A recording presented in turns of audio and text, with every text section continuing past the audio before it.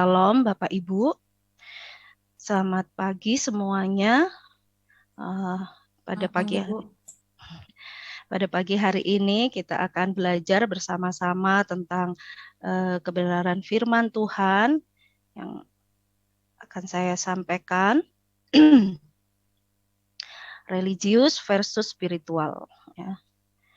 Oke, Bapak Ibu Saudara yang dikasih oleh Tuhan, kalau kita melihat atau kita tahu ada orang yang dari hari Senin sampai hari Minggu dia ada di gereja, dari pagi sampai malam dia ada di gereja. Kita akan berpikir, wah, rohani sekali orang ini gitu ya. Kerohaniannya sangat bagus. Waktunya dihabiskan untuk di gereja. Tapi satu hal yang sangat miris kalau kita juga mendengar begitu banyak aktivis gereja yang mereka masih hidup di dalam dosa. Bukan masalah jatuh dalam dosa, karena kalau jatuh dalam dosa selama kita masih hidup di dalam darah dan daging, ya kita bisa jatuh dalam dosa. Tapi ini hidup di dalam dosa. Beberapa tahun yang lalu pada waktu kami masih tinggal di Batam, ada salah satu pelayan Tuhan gereja di Batam yang sangat besar, pemimpin pujian yang sangat terkenal, yang kalau dia memimpin seolah-olah itu, wah, hadirat surga itu betul-betul turun gitu ya. Semua orang begitu meresponi setiap kali dia memimpin pujian, sehingga suasana itu rasanya sangat berbeda. Tapi sangat miris pada waktu akhirnya diketahui dia kumpul kebo dengan pacarnya dan berkali-kali dia meminta untuk pacarnya itu menggugurkan kandungannya. Jadi kita tidak bisa melihat kerohanian seseorang dari aktivitas yang dia lakukan, gitu ya. Walaupun itu bisa memanipulasi kita, sama seperti ini. Nah, kalau kita melihat cewek dengan hak tinggi, kita berpikir, wow, tinggi, istilahnya seperti elegan gitu. Tapi ini asli atau pura-pura, ya kan? Tapi kan kebanyakan perempuan memakai sepatu hak tinggi karena kondisinya memang ya bisa jadi karena badannya tidak terlalu tinggi sehingga diharapkan dengan memakai sepatu hak tinggi dia bisa terlihat lebih tinggi, lebih elegan, lebih anggun gitu ya. Apalagi untuk perempuan-perempuan seperti saya yang tingginya semampai nih ya, semeter nggak sampai. Jadi kita berpikir, wah kalau untuk acara-acara tertentu dengan sepatu hak tinggi kita merasa lebih pede. Tapi sebenarnya kita bisa jadi tersiksa gitu, toh kaki mungkin terasa sakit, sangat lelah gitu. Sehingga begitu kita memiliki kesempatan untuk bisa melepas sepatu itu rasanya merdeka sekali. Ya, kadangkala begitu banyak orang juga yang berpura-pura di dalam hidupnya. Dia ingin menunjukkan sesuatu yang baik di dalam hidupnya, tapi padahal semuanya itu kepura-puraan ya.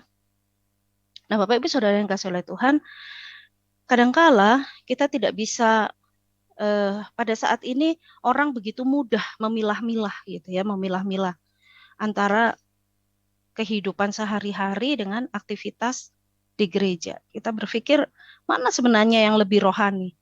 Kita makan bersama dengan keluarga atau kita beribadah di gereja? Saya yakin banyak orang akan berpikir dan akan berkata, ya beribadah di gereja lah Bu, lebih rohani. Itu kan kalau beribadah di gereja kita bertemu dengan Tuhan. Kita merasakan hadirat Tuhan. Sedangkan kalau makan bersama dengan keluarga itu kan aktivitas normal. Semua orang melakukan itu. Orang yang tidak mengenal Tuhan pun melakukan itu. Nah, disinilah sebenarnya kesalahan itu terjadi. Pada waktu kita memilah, oh hidup ini sekuler, kalau yang ini rohani. Disitulah sebenarnya kesalahan itu terjadi. Kenapa? Karena kita tidak bisa memilah-milah hidup kita seperti itu. Kalau kita bisa memilah-milah hidup kita seperti itu, maka kita akan bisa mengatakan kepada Tuhan, Tuhan, ini kan pekerjaanku. Ini kan keluargaku. Jadi biarkan aku yang urus. Kalau soal gereja, oke lah itu urusan Tuhan. Nah kita berpikir Tuhan hanya berurusan dengan gereja, Tuhan hanya berurusan dengan doa, Tuhan hanya berurusan dengan pelayanan. Sedangkan aspek hidup yang lain yaitu urusan kita. Tapi kita lupa. Kolose 3 ayat 23 mengatakan apapun juga yang kamu lakukan, lakukan seperti untuk Tuhan. Artinya apa? Totalitas hidup kita sebenarnya itulah ibadah kita. Tidak ada di dalam hidup kita, bagian hidup kita yang bisa kita katakan ini rohani, ini tidak rohani, tidak. Totalitas hidup kita seharusnya adalah rohani. Totalitas hidup kita seharusnya adalah ibadah. Totalitas hidup kita seharusnya adalah pelayanan kita. Bapak Ibu Saudara yang dikasihi oleh Tuhan, di dalam Yeremia 29 ayat 13 dikatakan, dan Tuhan telah berfirman oleh karena bangsa ini datang mendekat dengan mulutnya dan memuliakan aku dengan bibirnya, padahal hatinya menjauh daripadaku dan ibadahnya kepadaku hanyalah perintah manusia yang dihafalkan. Nah, Bapak Ibu Saudara yang dikasihi oleh Tuhan, pada waktu perintah ini diberikan kepada Yeremia, kita sudah bisa membayangkan, kita sudah bisa tahu bahwa kondisi waktu itu bangsa Israel, mereka datang kepada Tuhan ya hanya sekedar seremoni saja. Kita datang kepada Tuhan ya karena kami orang percaya, karena kami bangsa pilihan ya kami menyembah Tuhan. Hanya sebatas itu ritual, hanya sebatas itu kegiatan fisik. Nah, Bapak Ibu Saudara yang dikasihi oleh Tuhan, kata datang mendekat dengan mulutnya, istilah ini sebenarnya berbicara tentang tindakan publik ibadah di bait suci.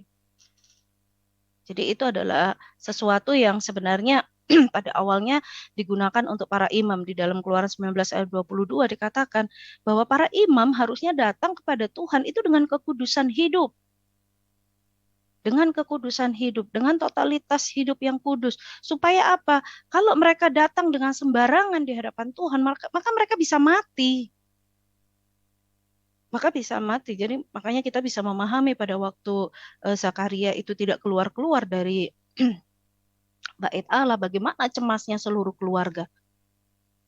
Dan kita sering mendengar bahwa seorang imam pada waktu dia masuk ke bait suci, masuk ke ruang maha kudus, mereka itu dikasih tali di kakinya, sehingga kalau sudah melewati waktu imam itu tidak keluar-keluar, mereka bisa tarik, karena bisa jadi dia mati di dalam. Karena mereka tidak bisa menghadapi kekudusan Tuhan. Nah, Bapak Ibu Saudara yang dikasihi oleh Tuhan, kata ibadahnya kepadaku hanyalah perintah manusia yang dihafalkan. Nah, ini adalah suatu kebenaran teologis, signifikansi yang menunjukkan bahwa ritual dan liturgi tanpa hubungan pribadi disertai dengan hidup cinta dan moralitas adalah kekejian bagi Allah. Jadi, kalaupun kita melakukan ritual-ritual rohani, kita melakukan liturgi gereja sekalipun, tapi di situ tidak disertai dengan hubungan yang takut akan Tuhan, tidak ada relasi pribadi kita dengan Tuhan, kita tidak hidup dengan cinta dan moralitas yang sudah Tuhan tetapkan, maka firman Tuhan katakan, itu adalah kekejian bagi Allah.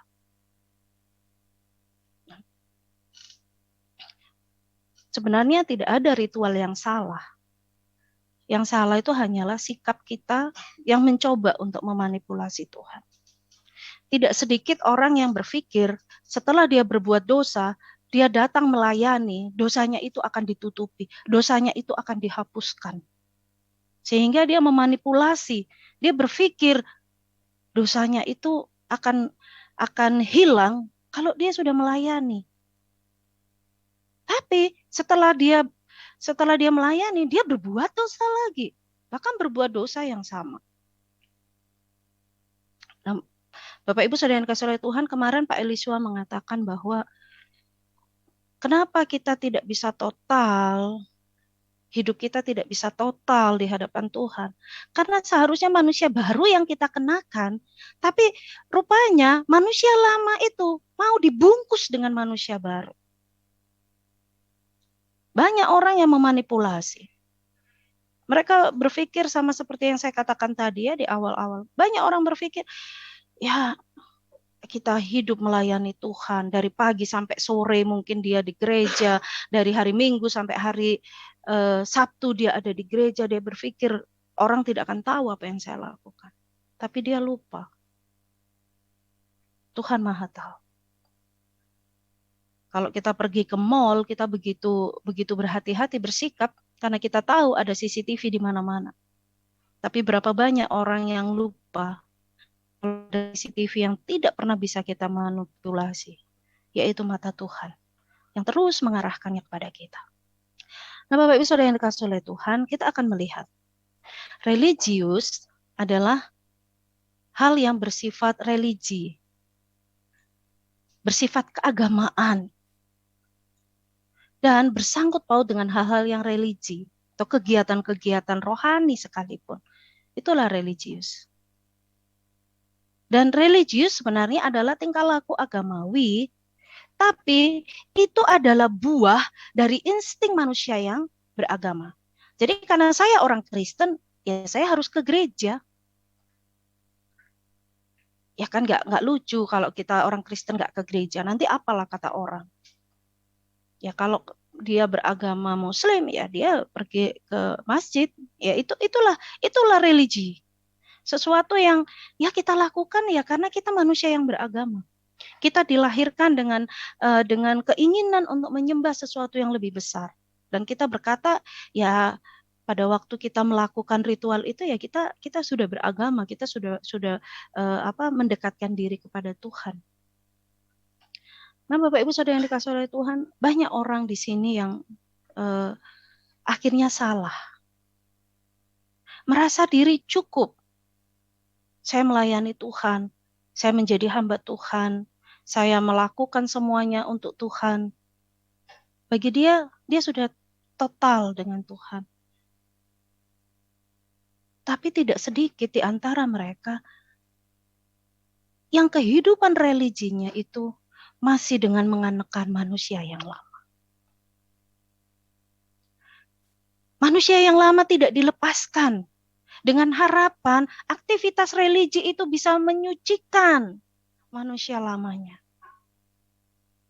Nah, Bapak Ibu Saudara yang dikasihi oleh Tuhan, lalu bagaimana dengan spiritualitas? Spiritualitas itu adalah bagian terdalam dari jiwa.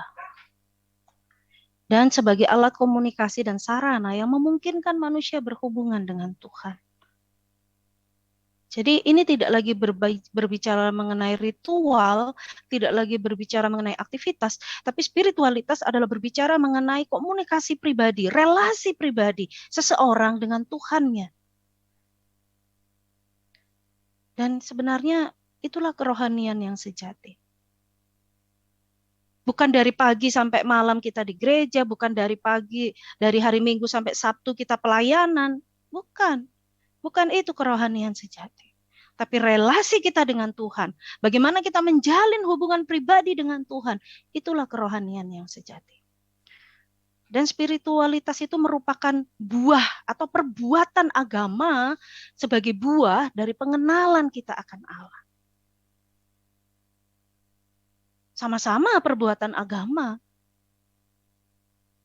Tapi kalau religi itu hanya perbuatan agama karena kita menyadari kita makhluk beragama. Tapi kalau spiritual adalah perbuatan agama yang kita hasilkan atau buah dari karena kita mengenal Tuhan. Nah, disinilah perbedaannya Bapak Ibu. Disinilah perbedaannya. Ciri-ciri dari religius. Rajin ibadah. Sama ya. Rajin ibadah. Senang melayani. Bahkan mungkin waktunya habis dibuat pelayanan. Dan berapa banyak orang yang bisa ini kan, aduh minta maaf saya harus meninggalkan keluarga, tidak punya waktu untuk keluarga karena saya melayani Tuhan. Saya tidak punya waktu untuk bersenang-senang karena saya ada di gereja, mengikuti semua kegiatan gereja. Tapi tidak punya waktu untuk saat teduh. Dia rajin ibadah, senang melayani, tapi dia tidak pernah punya waktu untuk saat teduh. Pada waktu dia sendiri, dia selalu katakan, Tuhan aku wis capek Tuhan. Tuhan ngerti lah ya. Jadi semua yang dia lakukan hanya seremoni, sesuatu yang rame-rame dikerjakan, sesuatu yang bisa dilihat orang dikerjakan. Tapi pada waktu dia sendiri, dia tidak punya relasi dengan Tuhan. Bahkan tidak suka membaca Alkitab. Saya bersyukur sebenarnya teman-teman yang ada di asrama, teman-teman dalam tanda kutip ya, kadangkala dipaksa toh untuk bisa renungan. Dengan ikut chapel pagi wajib, teman-teman dipaksa untuk bisa membaca Alkitab setiap hari. Ya, para pimpinan pasti berharap habit yang ada di asrama akan menjadi habit teman-teman juga pada waktu teman-teman nanti sudah terjun benar-benar ke tempat pelayanan. Tapi maaf kata, tidak sedikit juga lulusan teologi begitu lepas dari asrama, mereka sudah tidak lagi bisa membaca Alkitab. Mereka tidak lagi punya waktu untuk saat teduh. Kenapa? Ya, karena mereka melakukan itu di asrama hanya karena tuntutan. Mereka melakukan itu di asrama hanya karena itu peraturan, tapi tidak lahir dari hati.